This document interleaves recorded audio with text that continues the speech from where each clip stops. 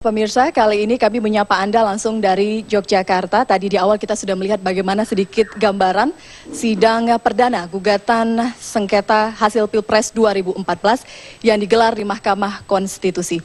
Mengapa kemudian kami hadir di Yogyakarta? Saya harus mengejar Pak Mahfud di sini. Assalamualaikum, selamat malam Pak Mahfud. Waalaikumsalam, Elvira. Terima kasih. Ya. Biar sampai ke Jogja. Terima kasih Pak, sebelumnya sudah bersedia berbincang bersama kami malam hari ini.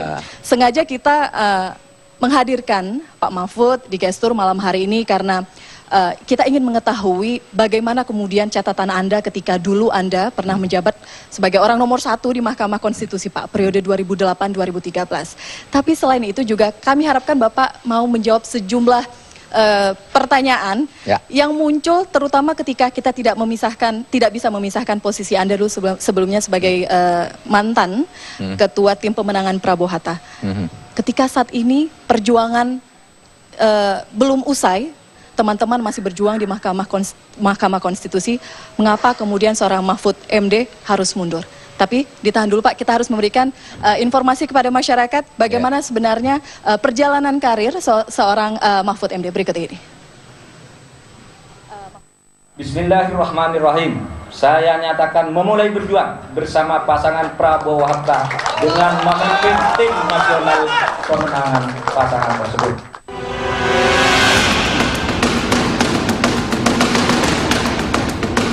Sosok mantan Ketua Mahkamah Konstitusi Mahfud MD seolah menjadi misteri usai laga Pilpres 2014.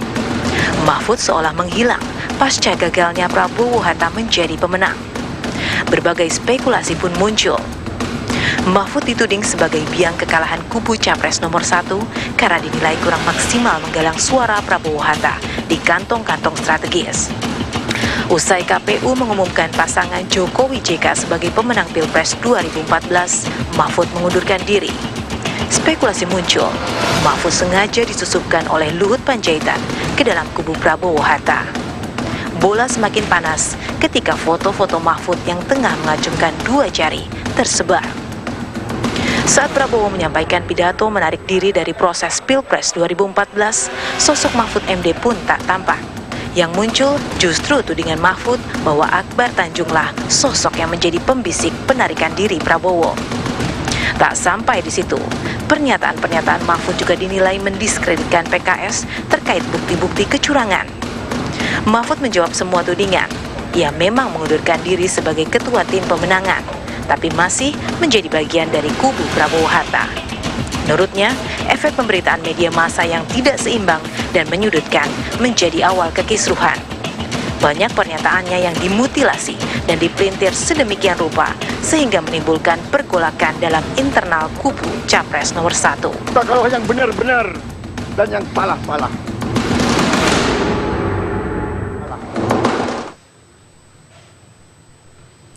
Jalan berliku menuju kursi RI 1. Pak Mahfud menjadi bagian dari tim pemenangan Prabowo Hatta. Ya. Banyak juga pertanyaan Pak, ketika Anda kemudian memutuskan tidak lagi menjadi ketua tim pemenangan, tapi masih menjadi bagian dari tim koalisi Merah Putih. Ada yang mengatakan Anda mendadak balik badan dan sekarang posisinya hanya duduk saja dari kursi penonton. Iya, memang tugas saya itu di dalam surat yang diberikan oleh Prabowo Hatta, saya itu kan namanya tim Kamnas, tim kampanye nasional, ketua. Nah, kampanye itu sudah selesai, begitu dinyatakan masa kampanye ditutup dan minggu tenang. Lalu saya menunggu hasil. Nah, kalau hasil bagi saya untuk kampanye itu ya selesai begitu KPU mengumumkan. Nah, kalau ada proses lain sesudah KPU itu, ya bukan kampanye lagi namanya. Nah, oleh sebab itu waktu itu saya katakan kerja saya sudah terukur bahwa saya kampanye, gitu kan.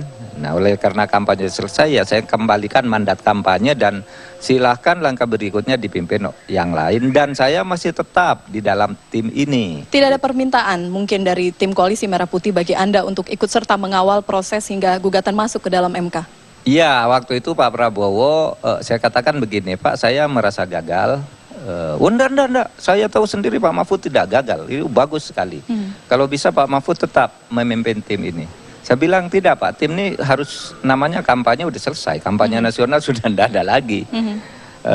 Lalu tunjuk aja tim lain, lalu ditunjuklah Pak Yunus Sosvia, dan saya katakan saya tetap di dalam tim ini. Tidak mungkinlah saya menyeberang secara tiba-tiba begitu, tapi urusan hukum sudah beda dengan urusan kampanye gitu. Nah, memang waktu itu ada harapan. Saya ini kan di Mahkamah Konstitusi punya pengalaman, tahu bagaimana perkara itu diproses. Saya bilang ahli-ahli hukum yang pengacara yang sudah saya siapkan sebelumnya juga, seperti Mahendra Data dan sebagainya, itu saya yang nyiapkan jauh sebelum itu. Itu punya pengalaman bagus. Menyiapkan dalam artian? Retorisnya, mengangkat. Sesudah nanti saya selesai, kalau terus ke pengadilan, saya bilang Pak Mahendra Data aja yang ngurusi ini. Tetapi kemudian banyak yang membentuk, ya dari kubu Hasyim ada juga, kemudian dari kubu Haritanu ada juga, dari Golkar ada juga, sehingga digabung. Nah, tetapi saya katakan untuk ke MK, saya juga secara psikologis menjadi tidak enak. Saya ini mantan ketua MK.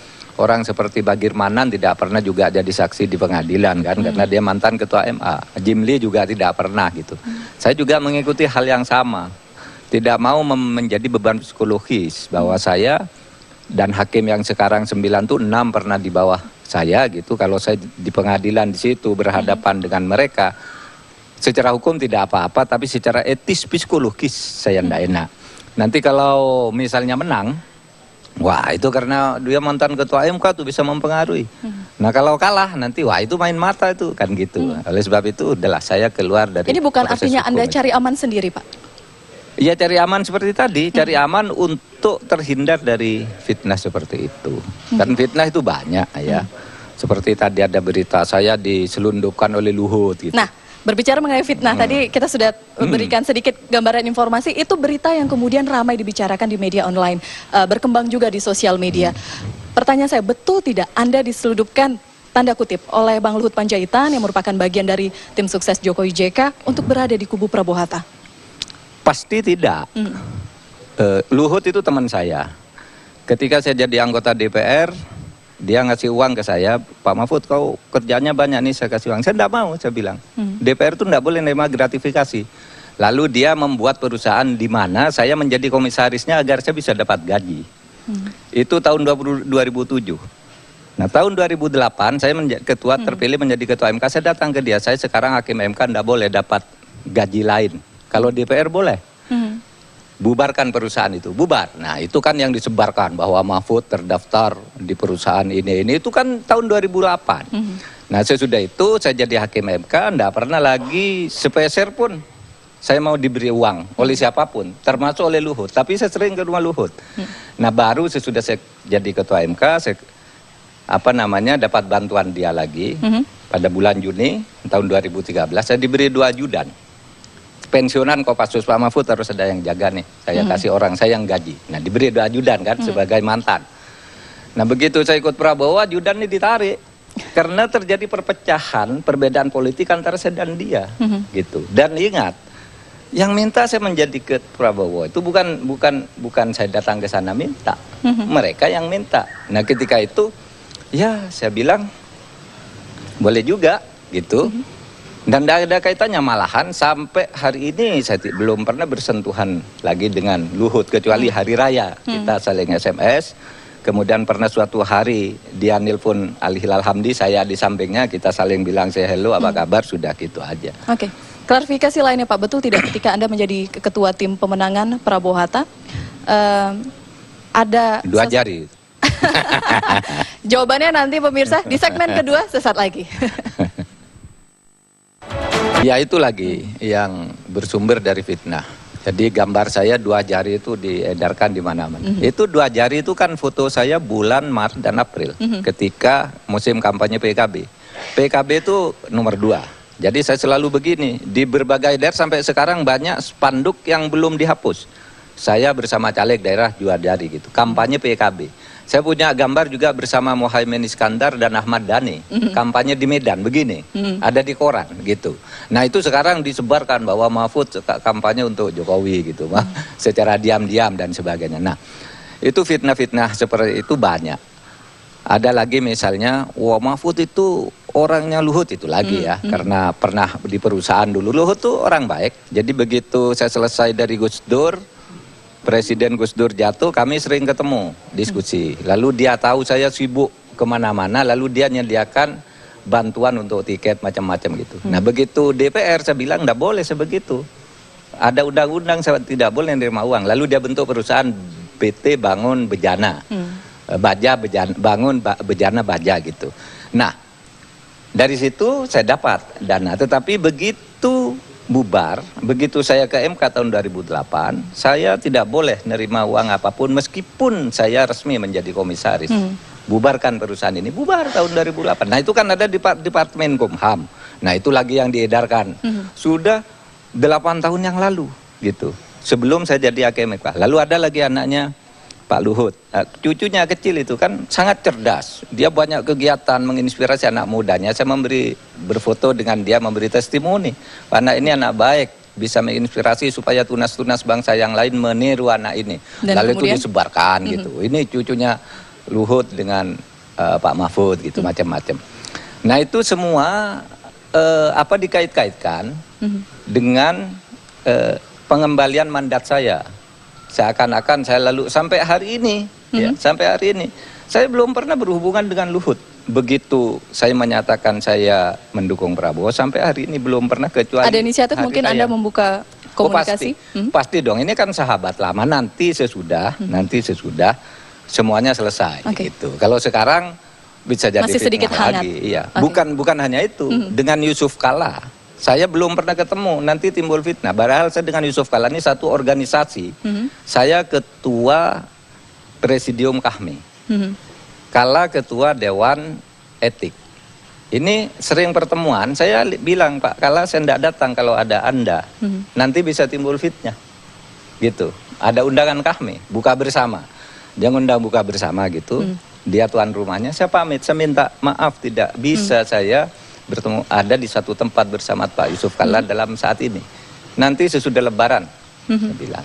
Kami bersepakat agar tidak timbul masalah-masalah seakan-akan berbicara di belakang layar. Dan saya tidak pernah bertemu dengan siapapun timnya Jokowi. Hingga saat ini? Hingga hari ini. Jadi jika ada yang ramai-ramai mengatakan Anda balik badan, tidak bersama tim Prabowo Hatta lagi maju ke gugatan karena sebenarnya sudah ada tawaran posisi menteri. Oh, enggak ada sama sekali. Dan itu menurut saya sesuatu yang tidak mungkin. Pertama, ini politik loh Pak, apapun bisa terjadi dalam iya, politik. bisa terjadi. Untuk sekarang minimal, pertama begini bagi saya, dari nilai moral itu adalah tidak bermoral bagi saya, apapun alasannya, kalau tiba-tiba saya bergabung ke kabinetnya Jokowi. Saya jelas-jelas berada di kubu yang ingin mengalahkan Jokowi, kok malah saya mau masuk ke sana. Itu dari sudut moral enggak benar. Sehingga saya katakan enggak mungkin saya masuk dari sudut saya. Kalau ditonton timnya Jokowi JK bisa dianggap bentuk penolakan loh Pak? Iya terserah, ini moral. Lalu yang kedua, dari sudut Jokowi sendiri juga tidak mungkin dong mengangkat saya. Di sana tuh yang antri sudah ratusan. Sekarang sudah saling gesek-gesek di antara mereka gitu. Oleh sebab itu, seumpama pun saya tetap ikut di dalam proses pembangunan negara, pasti tidak di eksekutif yang berada di bawah presiden yang sekarang, kecuali terjadi hal-hal luar biasa. Apa? Ada pemilu baru. Baik. Iya kan? Atau nunggu pemilu baru yang akan datang. Atau yang kedua terjadi luar biasa sehingga terjadi proses pengadukan politik, rekonsiliasi nasional secara besar-besaran. Menurut Anda kita bisa arah ke sana? Antara siapa? Prabowo dengan Jokowi dengan timnya bersatu. Ini sekarang negara ini menghadapi persoalan-persoalan serius. Sudahlah, lupakan itu. Baik. Nah dari situ terjadi. Tetapi kalau dalam keadaan politik normal seperti ini, ya menurut saya rasanya tidak bermoral dong kalau saya kok bergabung ke sana. Catatannya seperti itu. Dalam politik normal seperti saat ini, Anda tidak lagi menjadi ketua tim pemenangan Prabowo Hatta, tapi masih menjadi bagian dari Koalisi Merah Putih. Iya. Apa aktivitas Anda? Aktivitas saya ya sekarang kan tidak ada kegiatan lain, hukum. Silakan yang hukum, saya sudah bilang tidak akan ikut-ikut dah di bidang hukum gitu, biar tidak timbul fitnah lagi. Ya, tetapi tentu sebagai ahli hukum saya kalau ditanya gitu ya memberitahu peluang-peluang dan kemungkinan itu. Saya masih komunikasi bagus dengan Fadlizon, dengan Hatta Rajasa, dengan Prabowo, bahkan dengan teman-teman di tim Kamnas, saya masih datang ke sana. Termasuk juga menjadi bagian dari konsultasi, pusat konsultasi, mungkin saja tim hukum Iya, menghubungi secara Anda? tidak resmi, secara tidak resmi. Saya misalnya sudah bicara dengan Mahendra Data misalnya. Ini misalnya harus dibedakan misalnya antara minta penghitungan ulang dan pemilu ulang, pemungutan suara ulang, karena di suatu tempat yang diminta pemungutan suara ulang tidak mungkin dong dihitung ulang. Kan yang hitungannya nanti yang pemungutan suara ulang. Jadi wilayah areanya itu supaya dibedakan. Seperti hal-hal saya itu ulangi, saya garis bawahi, berarti Anda masih menjadi bagian dari Koalisi Merah Putih, masih menjadi tempat konsultasi secara tidak formal dari tim hukum dari Prabowo Hatta. Kita berbicara sekarang mengenai apa yang tengah terjadi di Mahkamah Konstitusi. Agak flashback sedikit Pak, ketika Anda menjadi ketua tim pemenangan, saya ingin nanya lagi nih, klarifikasi lagi Pak. Betul tidak saat itu saksi-saksi yang sudah dikumpulkan oleh tim Prabowo Hatta, dalam hal ini dari PKS, tidak ditunjukkan kepada seorang ketua tim pemenangan, dan Anda kecewa dengan hal itu? Iya, itu bersebar di koran-koran, dan koran itu tahu sendiri ya, bukan karena saya yang memberitahu. Koran tahu kan itu pertemuan di Four Seasons Hotel, puluhan orang datang di situ. Kita tidak tahu, ada intelnya, ada wartawannya, maunya sih rapat tertutup. Tapi waktu itu ketika semuanya bersemangat mau menggugat ke pengadilan, saya bicara normatif aja. Saudara yang ngurus data itu memang dari PKS, saksi dan data-data itu PKS. Saudara, saya bilang sampai hari ini saya belum pernah dengar hasil hitungan dari saudara. Kita ini menang apa kalah? Kita ini selalu mengatakan menang berdasar puskaptis, berdasar LSN, berdasar IRC, lalu berdasar apa lagi gitu kan. Padahal itu menjadi persoalan, masih berbeda dengan yang lain, yang kita sendiri punya hitungan enggak gitu. Jadi kita nih jangan sampai tersesat. Saya bilang tolong diberitahu, saya sebagai ketua tim Kamnas, agar tahu cara ngomong bahwa data saya ini. Nah, memang sampai saat itu PKS tidak memberi data apapun, gitu. Kita ini kalah apa menang, gitu. Pada waktu itu kita mengatakan kita menang berdasar hasil survei, yang juga sudah anggota AROPI juga kan. Nah itu, nah itulah yang saya katakan. Kemudian ada yang mengkonfirmasi, Bapak tadi di dalam rapat gitu katanya bilang itu, iya memang, gitu. Jadi bukan saya memberitahu normatif saja pada waktu itu. Nah sekarang kan saya sudah maju ke perkara, rupanya itu sudah mulai dilakukan ya oleh teman-teman tim hukum, sudah ketemu PKS dan sudah mensortir data-data itu. Tapi ya, itu apakah itu juga menjadi salah satu alasan Anda kecewa dan mundur menjadi ketua tim pemenangan Prabowo Hatta? Pak, nanti kita berdiskusi lebih lanjut di Gestur Pemirsa. Baik, kita lanjutkan Gestur.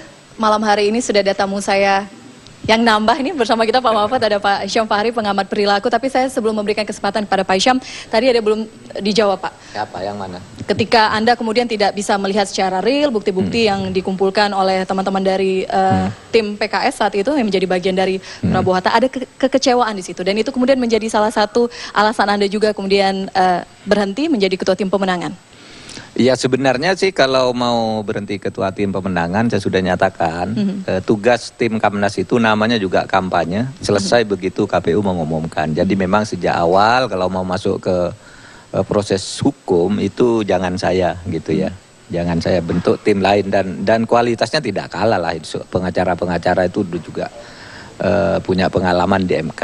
Baik. Sehingga itu memang mungkin orang berkesimpulan begitu karena saya sampai saat-saat terakhir itu tidak ada sebenarnya di antara kami itu yang tahu data real secara internal. Memang internal itu PKS atau bagian data itu mengumumkan perkembangan data perolehan kita, tapi berhenti di 72%.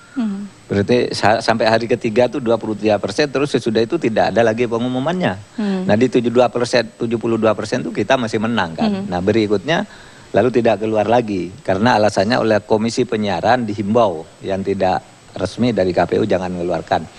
Tapi kita pun secara internal juga tidak dapat data itu. Ya Akhirnya saya kalau bekerja kan harus terukur gitu. Jadi gimana saya mau bekerja dan ngomong ke publik tanpa punya data internal, hanya mengandalkan Puskaptis, IRC dan macam-macam yang saat-saat itu sedang diadili oleh majelis etik itu, majelis etiknya Persepi ya. Nah akhirnya saya katakan ya udah, kalau sudah urusan hukum tuh ada orang-orang hebat, saya tidak. Keputusan Anda mundur itu memakan waktu berapa lama sebelum Anda akhirnya menyampaikan hal itu, Anda mundur? Tidak lama juga, karena sejak lama saya sudah berpikir berhenti sampai di pengumuman KPU. Pada waktu itu terus bukan karena kemudian hasil perolehan suara dari Prabowo Hatta tidak cukup signifikan saat itu? Bukan, karena sampai sehari sebelum tanggal 9 itu kami rapat masih optimis menang. Jadi tidak ada pikiran soal kecewa, soal apa. Kita berpikir laporan-laporan sebelum itu, setiap dievaluasi itu kita optimis menang gitu. Nah tapi tiba-tiba kan rakyat menentukan sendiri lain ya. Ya sudah gitu. Ketika muncul masalah-masalah rencana dibawa ke ranah hukum itu, saya tidak ikut, saya bilang. Baik, Pak Hisham, fokus memperhatikan Pak Mahfud dari tadi segmen 1 sampai 2 saya berbincang berdua dengan Pak Mahfud. Kalau Anda melihat bagaimana kemudian perjalanan politik seorang Mahfud MD dari awal sempat digadang-gadang menjadi bakal capres dari PKB, kemudian mundur bakal cawapres, suddenly juga muncul menjadi ketua tim pemenangan Prabowo Hatta, akhirnya mundur dari ketua tim pemenangan. Sosok Pak Mahfud, Anda menganalisanya seperti apa, Pak? Kalau menurut apa yang saya lihat, apa yang saya rasakan, dan saya mencoba untuk mengikuti cara berpikirnya beliau, inilah salah satu karakter yang mungkin dikatakan kontradiksi, ya, sepertinya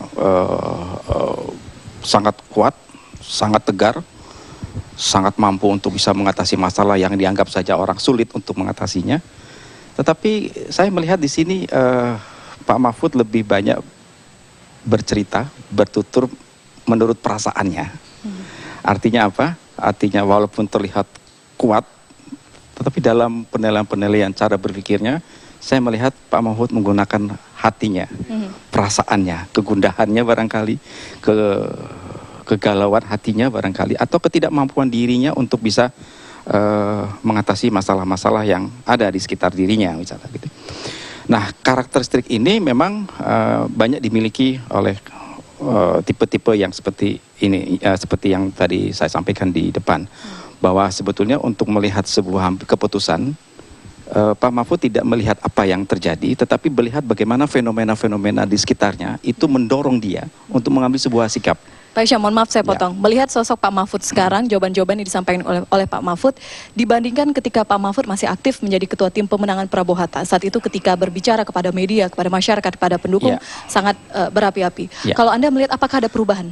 Ada, saya tidak ingin katakan, saya tidak tahu bagaimana spesifik dari sebuah arti kegalauan, bukan itu maksud saya, tetapi ada satu ketidakpuasan dalam dirinya. Misalnya begini, saya kan sudah berbuat gitu ya, tapi kok kenapa saya diginikan dalam tanda petik gitu ya. Saya sudah melakukan sebuah tindakan, tapi kenapa media kok memelintirkan tujuan saya misalnya. Nah, maka dalam sebuah sikap-sikap yang dilakukan, perasaannya itu mendominasi dalam hal ini ya. Saya tidak keluar kok, saya masih di merah putih, tapi kenapa kok dianggap saya tuh keluar dari merah putih. Nah, ini contoh kecil misalnya. Tahan dulu di situ, tadi Bapak angguk-angguk ketika kita berbicara mengenai media dan dipelintir begitu.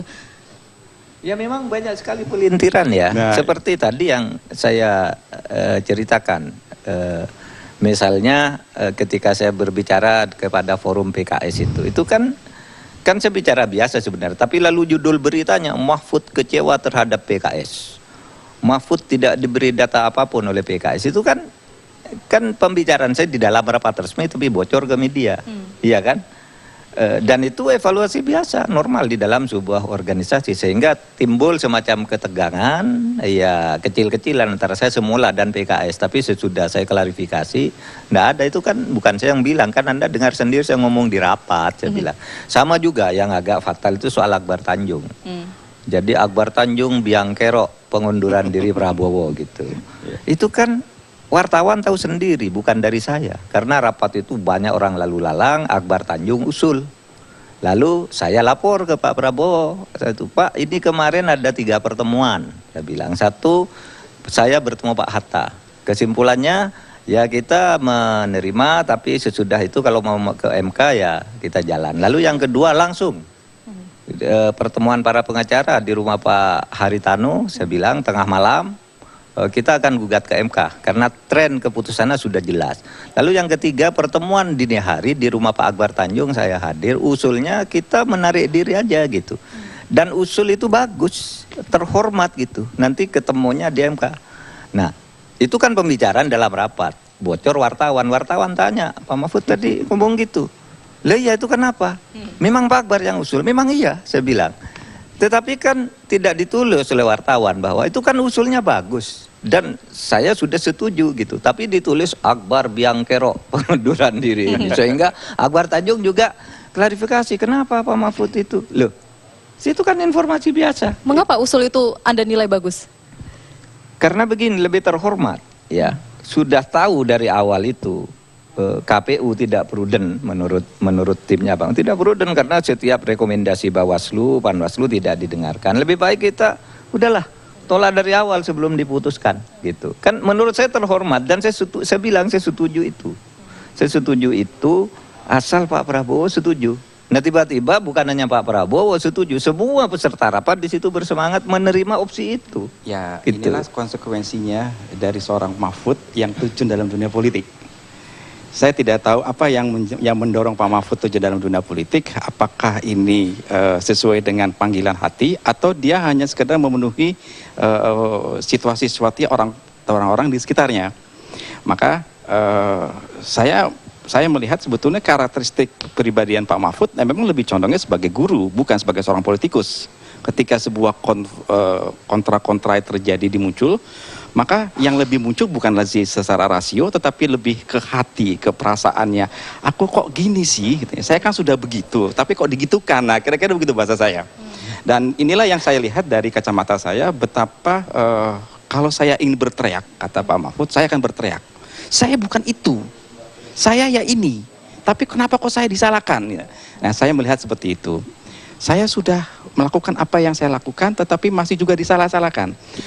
Nah, terlepas dari hal yang tadi, karena rasio perasaannya lebih dominan untuk mengungkapkan hatinya, maka inilah Pak Mahfud gitu ya.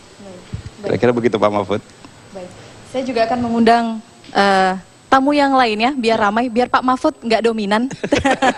Ada pembicara lain? Saya mengundang Profesor Purwo Santoso. Selamat malam, silakan masuk. Guru besar dari UGM Ilmu Politik ya Pak ya. Kita nanti akan berbincang sesaat lagi, termasuk juga kita akan membahas pemirsa bagaimana sidang perdana yang hari ini digelar di Mahkamah Konstitusi terkait sengketa keyakinan bahwa memang betul gugatan yang diajukan ini nantinya akan diputuskan dengan seadil-adilnya oleh para hakim. Ya, memang untuk hasil tidak dalam kompetisi saya untuk melakukan seperti itu, tetapi saya ingin melihat bahwa beliau-beliau yang ada di MK atau siapapun yang untuk menggugat berprinsip lebih baik saya melakukan sebuah tindakan. Ya, soal hasil nanti. Tindakan apa? Tindakan karena ada fenomena curang dan sebagainya. Yang penting saya action dulu. Soal nanti hasilnya itu urusan nanti. Bagaimana ini berjalan. Nah, inilah yang kalau kita menganalogikan sebagai kekuatan pribadi Pak Prabowo, ini adalah beliau. Ya. Jadi apakah dari tujuan ini untuk menentukan sebuah hasil pemenangan atas ke Pak Prabowo, atau cuman hanya sekedar mengatakan untuk diperbaikinya sebuah sistem di masa yang akan datang. Jadi beliau lah yang tahu. Yang penting saya melihat bahwa saya bertindak.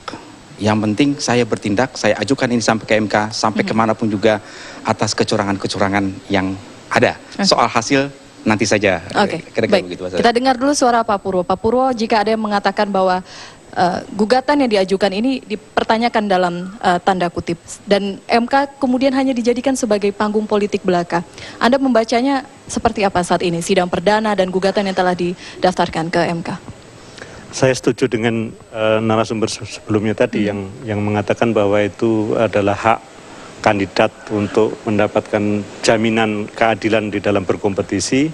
Dan saya kira dalam demokrasi justru pertarungan melalui jalur hukum itulah yang lebih baik, dan potensi minimalisasi kekerasan itu bisa dilakukan. Karena kalau tidak itu konfliknya justru akan terus-menerus dan bisa menghasilkan pertumpahan darah. Jadi pengadilan justru menjadi arena terpenting untuk mengelola konflik dan kontestasi antar kandidat. Baik, Pak Mahfud, tanggapan Anda dulu. Saya belum tanya dari tadi.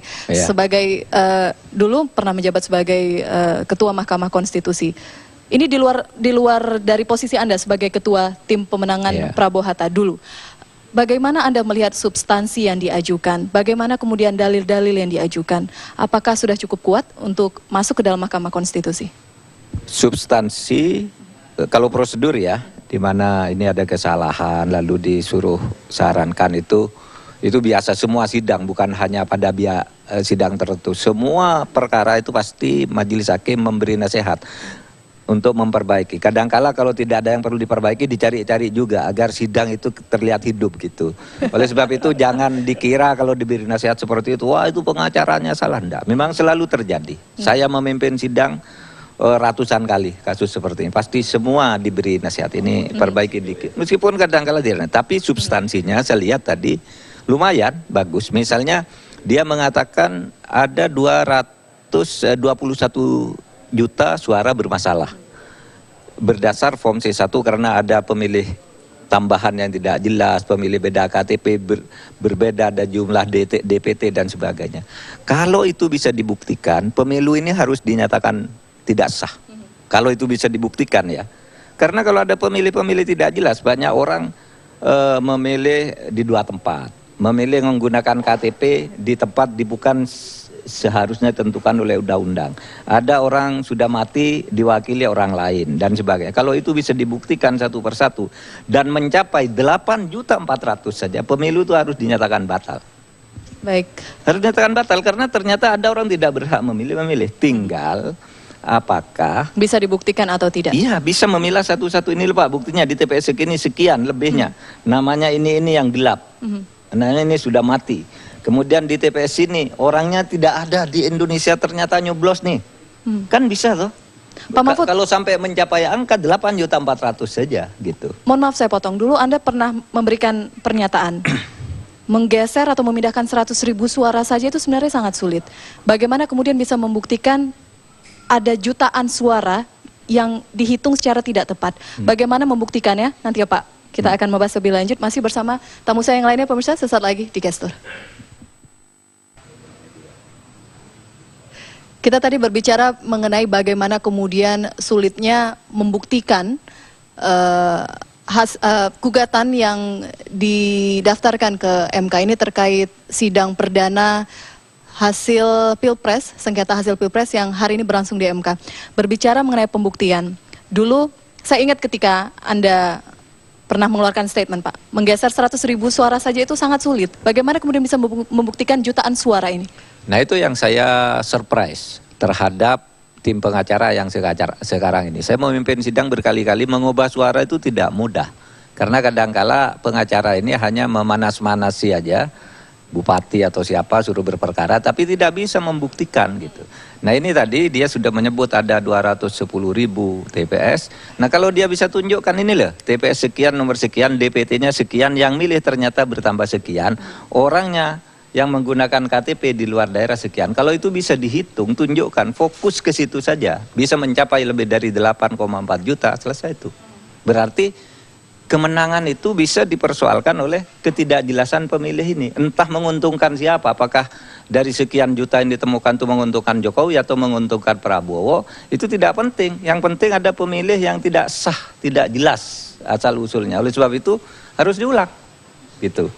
Nah, itu kalau bisa membuktikan. Selama ini membuktikan, jangankan 8 juta, 10.000 suara, 5.000 suara aja sulitnya bukan main. Nah kalau ini pengacaranya sungguh-sungguh sudah mensortir setiap TPS itu, fokus ke situ aja, tunjukkan nih TPS sekian, tunjukkan buktinya. Lawan oleh KPU, counter bukti, oleh ini counter bukti gitu, oleh terkait gitu. Kalau peluangnya Anda melihat saat ini? Peluangnya terserah hakim lah, saya tidak boleh. saya tidak boleh bicara kecenderungan, cuma saya bicara objektivitasnya begitu di sidang itu. Pak Purwo? Iya, memang kalau targetnya itu adalah mengkoreksi untuk memenangkan salah satu pihak atau mengubah siapa yang menang, itu memang ada tantangan yang luar biasa berat. Tetapi kalau misinya adalah menata sistem pemilu supaya hak warga negara ini tidak hilang di tengah jalan atau tidak ada warga negara yang kemudian tadi disusupkan, maka itu hanya bisa diperjuangkan dalam jangka panjang. Ada sejumlah teman yang sedang menyiapkan kajian untuk itu, dan yang kami sarankan adalah menggunakan logika audit. Jadi audit hak politik warga negara dari awal, dari pendaftaran sampai kemudian dikonversi menjadi suara dan kemudian menjadi kemenangan gitu. Nah itu perlu ditata, dan atas dasar pemetaan itu kemudian dilakukan perubahan-perubahan yang sifatnya lebih mendasar. Tetapi targetnya memang bukan mengkoreksi kemenangan atau kekalahan, tetapi memperbaiki hak warga negara sebagai pemilik pemilu ini, bukan kontestan. Nah, selama ini itu kan pemilu itu menjadi miliknya kontestan, bukan menjadi miliknya warga negara yang sedang menyepakati siapa yang menjadi pemimpinnya. Pak Mahfud, sejatinya adalah saat ini masyarakat tengah menantikan bagaimana hasil putusan dari MK, bagaimana kemudian nanti memberikan keadilan dengan seadil-adilnya. Mungkin ada yang ingin Anda sampaikan, Pak, kepada Pak Hamdan Zulfa dan kawan-kawan sebagai penutup kita malam hari ini. Saya berharap Pak Hamdan dan kawan-kawan menjaga integritas secara sungguh-sungguh seperti yang dinyatakan oleh dia, independen, imparsial gitu, dan jangan terpengaruh oleh demo. Begini, saya dulu waktu jadi ketua MK itu kadang-kala ndak tahu kalau di demo. Jadi kita berpikir ini objektifnya begini, buktinya begini, tiba-tiba pulang ke rumah itu ada tadi MK di demo, ada orang menyembelih kambing di depan gedung MK. Kita tidak tahu dan tidak peduli gitu. Karena jangan kira hakim MK itu bisa diteror dengan demo, dia ndak tahu kalau ada demo di depannya itu. Itu dia taunya besoknya sudah baca koran gitu, jadi tidak bisa ditekan-tekan hakim MK itu. Baik, sayang sekali waktu kita habis. Harusnya lebih lama perbincangan, tapi insya Allah di lain kesempatan. Bapak-bapak terima kasih, Pak Mahfud terutama terima kasih sudah bersama kami malam hari ini. Pemirsa, kami tutup gestur malam hari ini. Terima kasih juga bagi Anda sudah bersama kami selama 1 jam.